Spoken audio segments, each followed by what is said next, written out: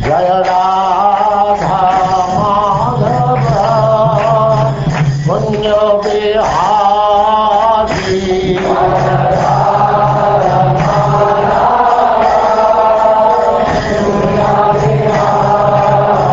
And now chapter 51, the Deliverance of Mucukunda.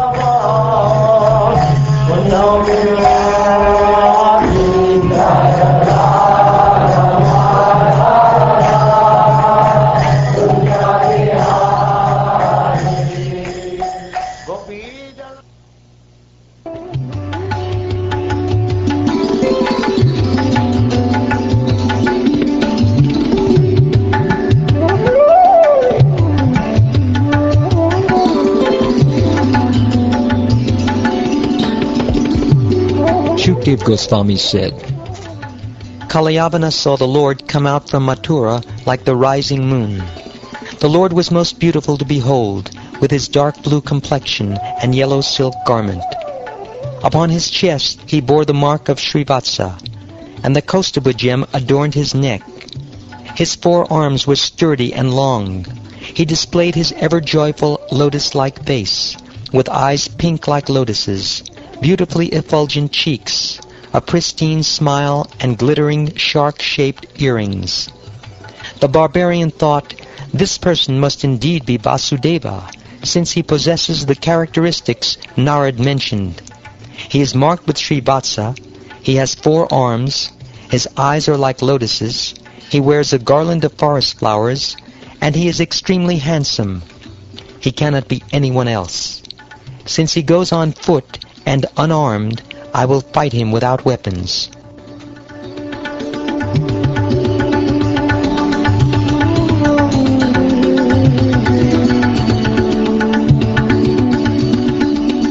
Resolving thus, he ran after the Lord, who turned his back and ran away.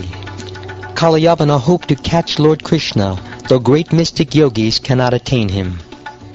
Appearing virtually within reach of Kalyavana's hands at every moment, Lord Hari led the king of the Yavanas far away to a mountain cave. While chasing the Lord, the Yavana cast insults at him, saying, "You took birth in the Yadu dynasty. It's not proper for you to run away." But still Kalyavana could not reach Lord Krishna because his sinful reactions had not been cleansed away. Although insulted in this way, the Supreme Lord entered the mountain cave. Kalyavana also entered, and there he saw another man lying asleep. He said, "So, after leading me such a long distance, now he is lying here like some saint." Thus thinking the sleeping man to be Lord Krishna, the deluded fool kicked him with all his strength. The man awoke after a long sleep and slowly opened his eyes. Looking all about, he saw Kalyavana standing beside him. The awakened man was angry and cast his glance at Kalyavana, whose body burst into flames.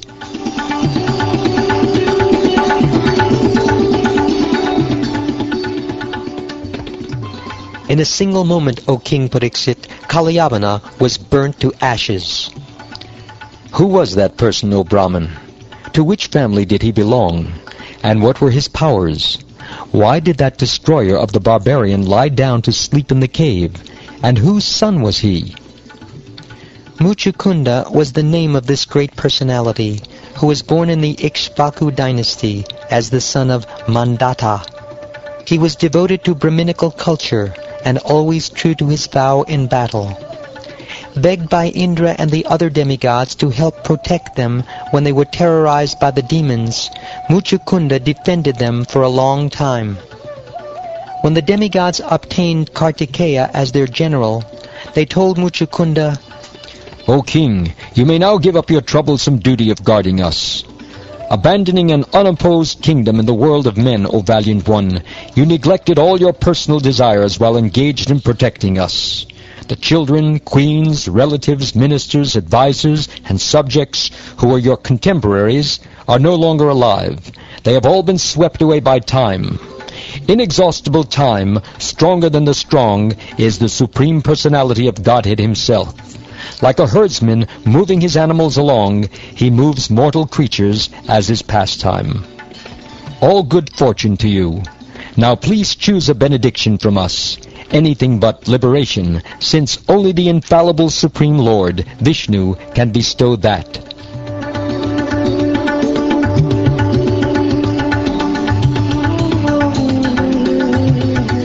Addressed thus, King Mucukunda took his respectful leave of the demigods and went to a cave, where he lay down to enjoy the sleep they had granted him. After the yavana was burnt to ashes, the Supreme Lord, chief of the Sattvatas, revealed himself to the wise Mucukunda. As he gazed at the Lord, King Mucukunda saw that he was dark blue like a cloud, had 4 arms, and wore a yellow silk garment. On his chest he bore the Srivatsa mark, and on his neck the brilliantly glowing Kaustubha gem.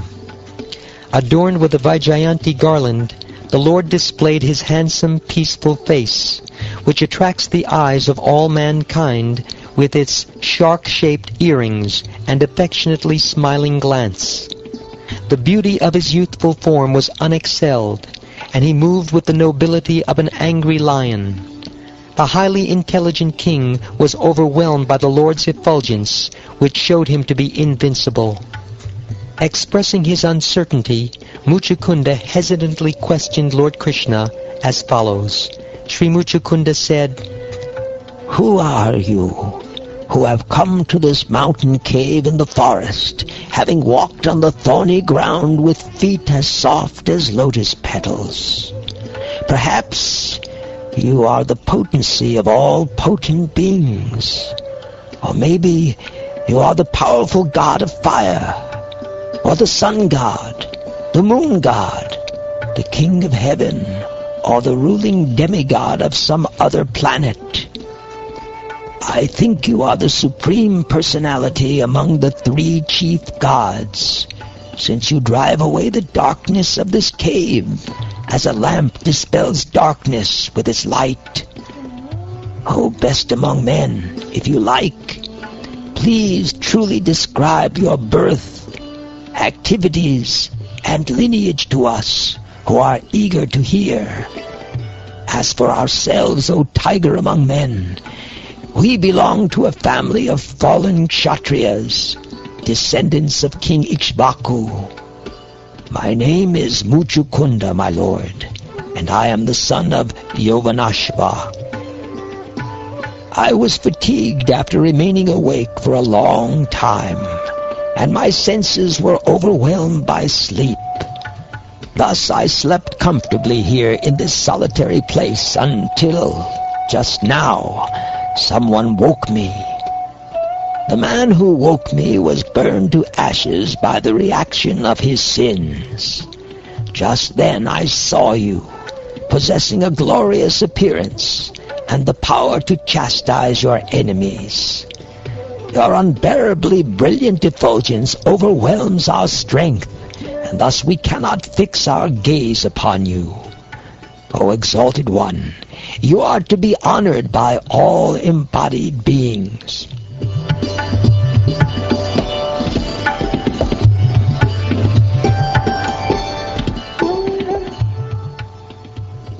Thus addressed by the king, the Supreme Personality of Godhead, origin of all creation, smiled and then replied to him in a voice as deep as the rumbling of clouds. The Supreme Lord said, My dear friend, I have taken thousands of births, lived thousands of lives, and accepted thousands of names. In fact, my births, activities, and names are limitless, and thus even I cannot count them. After many lifetimes, someone might count the dust particles on the earth, but no one can ever finish counting my qualities, activities, names, and births. O King, the greatest sages enumerate my births and activities, which take place throughout the 3 phases of time, but never do they reach the end of them. Nonetheless, O friend, I will tell you about my current birth, name, and activities. Kindly hear. Some time ago, Lord Brahma requested me to protect religious principles and destroy the demons who were burdening the earth. Thus I descended in the Yadu dynasty in the home of Anakadundubi. Indeed, because I am the son of Vasudeva, people call me Vasudeva. I have killed Kalanimi, reborn as Kamsa, as well as Pralamba and other enemies of the pious. And now, O king, this barbarian has been burnt to ashes by your piercing glance. Since in the past you repeatedly prayed to me, I have personally come to this cave to show you mercy, for I am affectionately inclined to my devotees. Now choose some benedictions from me, O saintly king. I will fulfill all your desires. One who has satisfied me need never again lament.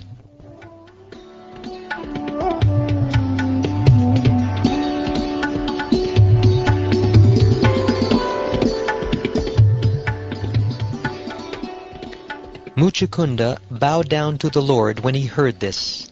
Remembering the words of the sage Garga, he joyfully recognized Krishna to be the Supreme Lord, Narayan. The king then addressed him as follows. O Lord, the people of this world, both men and women, are bewildered by your illusory energy.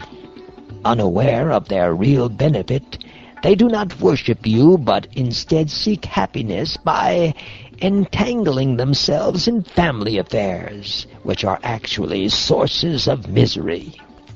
That person has an impure mind who, despite having somehow or other automatically obtained the rare and highly evolved human form of life, does not worship your lotus feet. Like an animal that has fallen into a blind well, such a person has fallen into the darkness of a material home.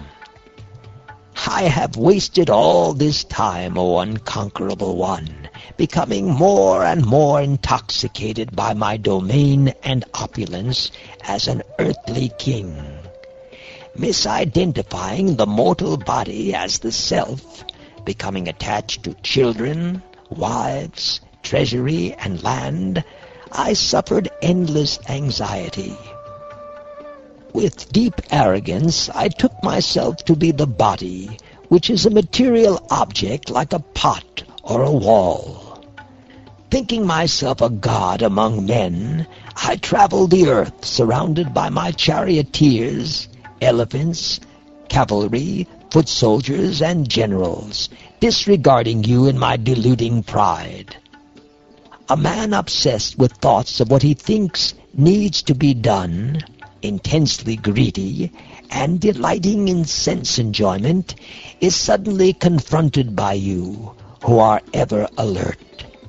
Like a hungry snake licking its fangs before a mouse, you appear before him as death.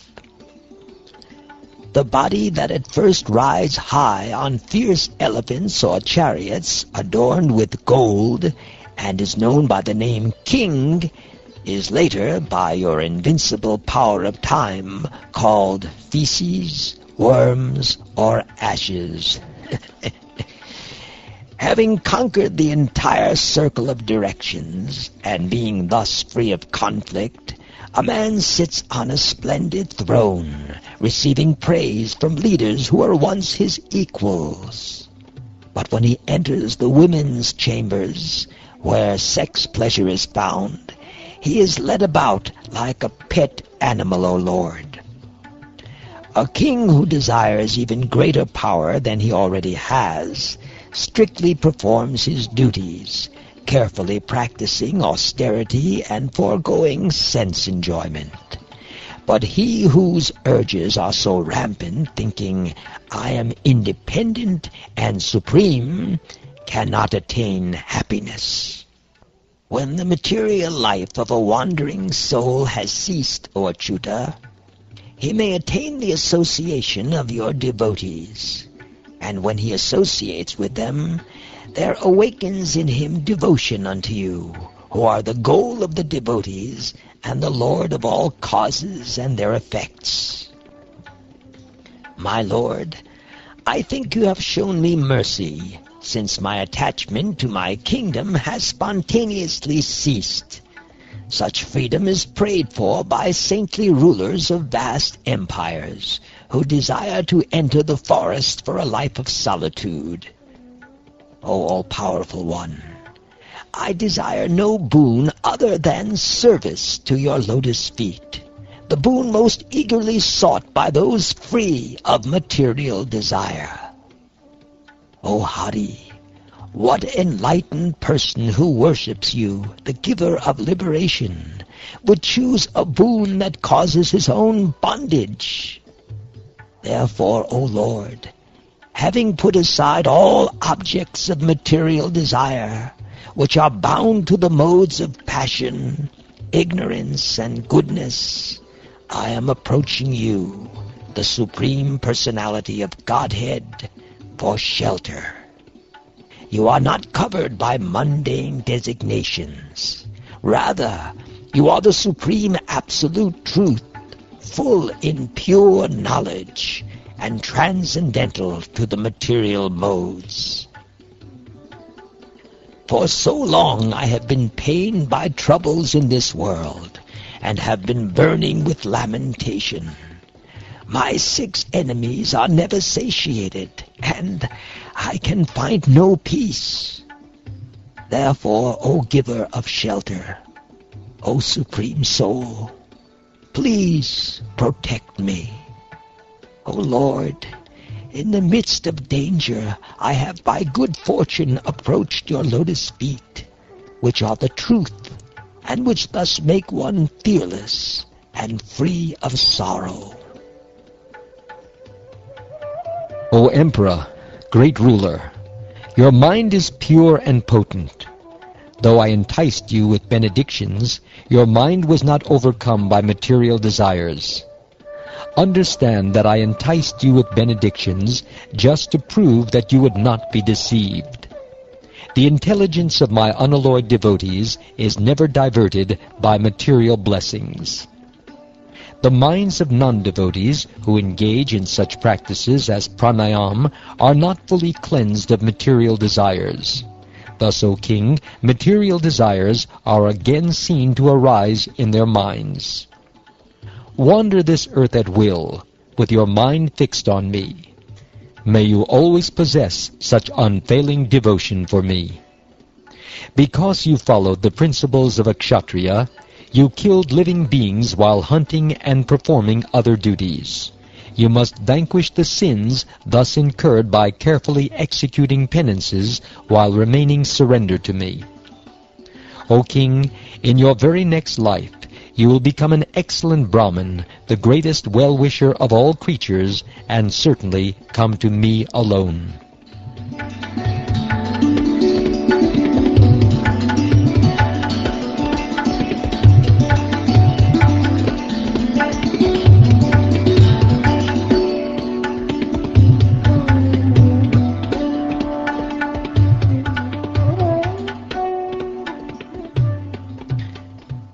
Thus ends the 51st chapter of the 10th canto of the Srimad Bhagavatam, entitled The Deliverance of Mucukunda.